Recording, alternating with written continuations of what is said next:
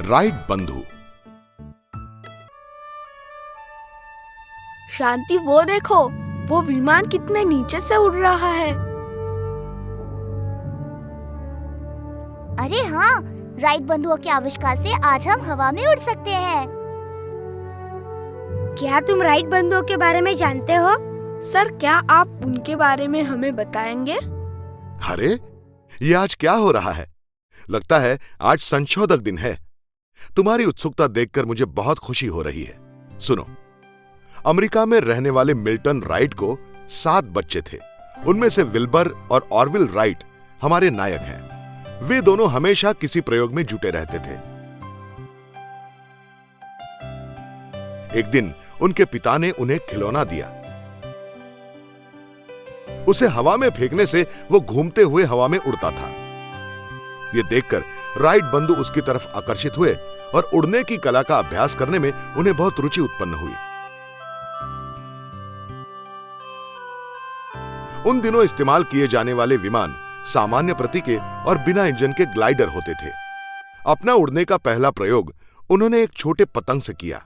14 दिसंबर 1903 पहला विमान उड़ने के लिए तैयार था, जो इंजन से नियंत्रित होता था। विल्बर राइट ने पहले कोशिश की, लेकिन उड़ने से पहले ही वो विमान क्षतिग्रस्त हो गया। दोनों ने उस विमान को फिर से जोड़ा और 3 दिनों बाद वो विमान फिर से उड़ने के लिए तैयार हो गया। अब बारी थी ऑरविल की। उसने प्रार्थना करके विमान का इंजन शुरू किया। छोटा सा धक्का देकर विमान हवा में उड़ने लगा। उत्तेजित होकर ऑरविल तो चिल्लाने लगा।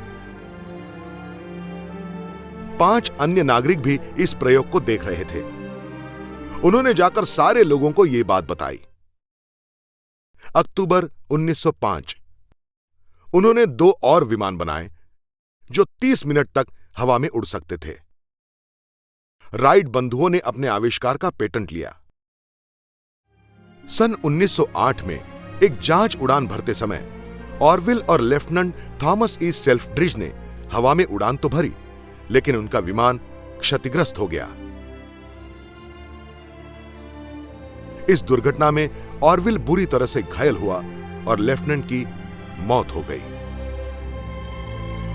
सन 1909 में दोनों ने राइट कंपनी की स्थापना की, जो विमान बनाती थी और वैमानिकों को प्रशिक्षण देती थी।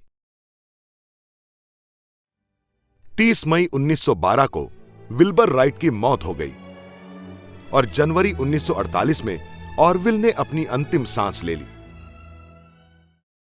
उनके बारे में उनके एक दोस्त ने कहा है, वैसे तो वो दोनों सामान्य बच्चे थे, लेकिन उन्होंने मानव जाति को उड़ना सिखाया।